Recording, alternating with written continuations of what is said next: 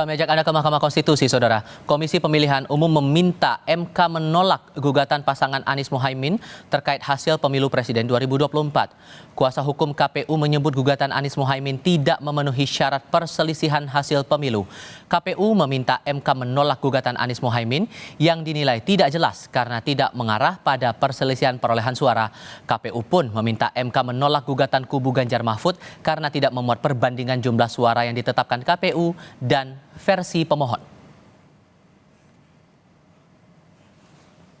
Jikapun dalil pemohon terkait hasil pemilu yang dimasukkan dalam permohonan, pada halaman 16 permohonan hanya memasukkan rekapitulasi suara pemilihan presiden dan wakil presiden yang ditetapkan oleh termohon tanpa menyandingkan dengan hasil perolehan suara menurut pemohon.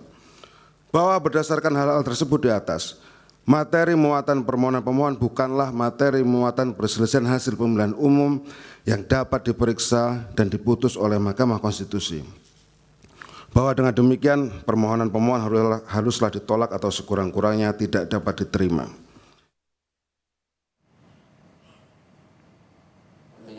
Di sisi lain, Ketua Mahkamah Konstitusi Soehartoyo menegur kuasa hukum KPU Hifzil Alim saat memberikan pujian kepada Ketua KPU Hashim Asy'ari di tengah sidang sengketa Pilpres yang tadi.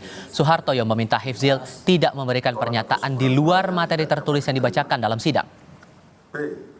Eksepsi format permohon. Meskipun disebut bolak-balik Ketua KPU Hashim Asy'ari, pemilu tetap terlaksana dan akuntabilitas integritas penyelenggaraan pemilu tetap terjaga. Hebat sekali berarti Hashim ini.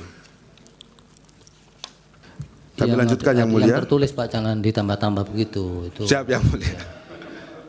Siap yang mulia. Tidak usah. Ya.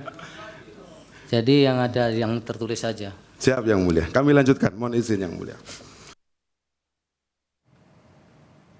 Di pihak lainnya, tim hukum TKN Prabowo Gibran, Oto Hasibuan mempertanyakan soal gugatan pemohon yang membawa dugaan pelanggaran administrasi pemilu, pidana pemilu, dan pelanggaran etik ke Mahkamah Konstitusi. Oto bilang, MK hanya menangani sengketa perselisihan hasil pemilu. Dan terakhir saya sendiri, apakah tepat bila mana pemohon membawa seluruh persoalan sehubungan dengan perselisihan pemilu, baik yang berupa administrasi pemilu, pidana pemilu, pelanggaran kode etik penyelenggara pemilu, seluruhnya kepada Mahkamah Konstitusi yang kita tahu terbatas kewenangannya untuk mengadili perselisihan yang terkait dengan jumlah suara hasil pemilu. Lebih-lagi, jangka waktu yang ditentukan oleh undang-undang untuk memutus suatu perkara perselisihan pemilu adalah hanya 16 hari. Asal dasar itu, hemat kami, permohonan akuo justru merupakan kemunduran dan suatu bentuk ketidakbijakan oleh pemohon yang berpotensi melanggar norma konstitusi. Perkembangan terbaru terkait sidang sengketa hasil Pilpres 2024 akan dilaporkan jurnalis Kompas TV Niputu Trisnanda langsung dari gedung MK di Jakarta Pusat. Selain mempertanyakan soal gugatan dari pelapor ini, sebetulnya dari pihak Prabowo Gibran mengharapkan apa dari MK atas gugatan yang dilayangkan oleh 01 dan 03 ini, Putu?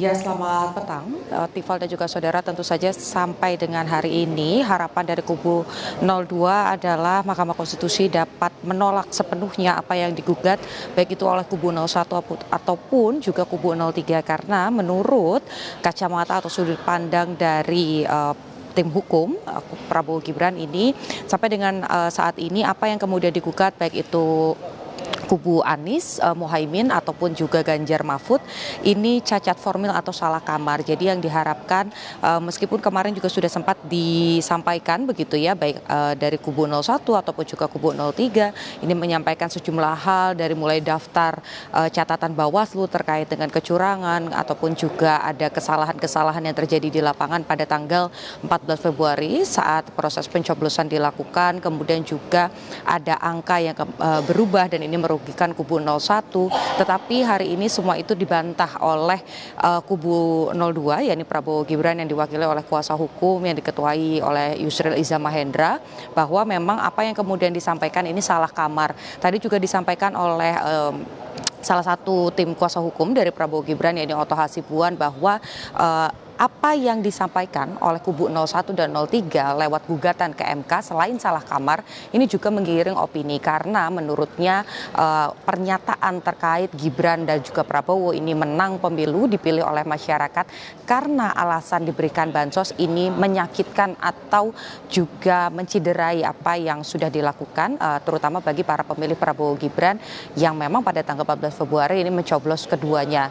Dan yang juga disampaikan oleh Otto Hasibuan adalah ada hal-hal yang kemudian seharusnya ini bukan dilakukan di MK tetapi dilakukan di Bawaslu khususnya jika memang ditemukan ada pelanggaran-pelanggaran dalam proses kampanye ataupun juga pelanggaran-pelanggaran pada saat proses pemilihan suara di tanggal 14 Februari 2024. Selain itu juga apa yang kemudian dipermasalahkan, dipersoalkan soal undang-undang nomor atau pasal 90 terkait batas usia capres dan juga cawapres ini tidak seharusnya dipermasalahkan oleh kubu 01 dan juga kubu 03 karena pada saat pendaftaran ini tidak dipermasalahkan sebelumnya. Tetapi pada saat hasilnya kemudian memenangkan kubu 02 disayangkan oleh tim kuasa hukum dari pasangan 02 ini Prabowo dan Gibran, mengapa kemudian ini menjadi permasalahan terutama terkait dengan keikutsertaan dari Gibran yang mendampingi Prabowo dalam kontestasi.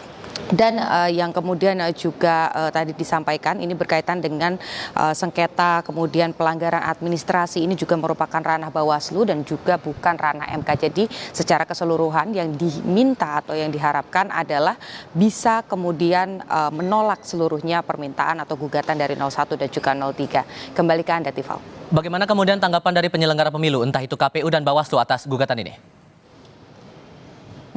Kalau Bawaslu memang sampai dengan saat ini sebagai pihak yang dimintai keterangan gitu ya, atau pemberi keterangan ini belum memberikan keterangan karena masih menjadi ranah atau kesempatan bagi kubu 02 untuk menjawab terlebih dahulu. Nanti kalau memang dirasa diperlukan keterangan dari Bawaslu, baru nanti Majelis Hakim akan mempersilahkan Bawaslu untuk memberikan tanggapan karena cukup banyak catatan dari Bawaslu yang kemarin juga disinggung baik itu oleh kubu 01 ataupun juga kubu 03. Tetapi kalau kita lihat bagaimana pernyataan dari KPU, justru yang tadi disampaikan oleh kuasa hukum dari KPU sendiri ini kurang lebih sama meskipun tidak bisa dibilang sepakat juga begitu ya dengan kubu 02, tetapi yang kemudian disampaikan KPU adalah yang disampaikan 01 dan juga 03 ini tidak tepat, seharusnya ini diarahkan ke Bawaslu atau kalau memang ada pidana ini seharusnya diarahkan ke Gakumdu, Pengadilan Negeri ataupun juga Pengadilan Tinggi Urusan Negara. Jadi kalau kita bicara soal apa yang disampaikan oleh KPU tentu ini tidak sepakat dan juga sama memiliki harapan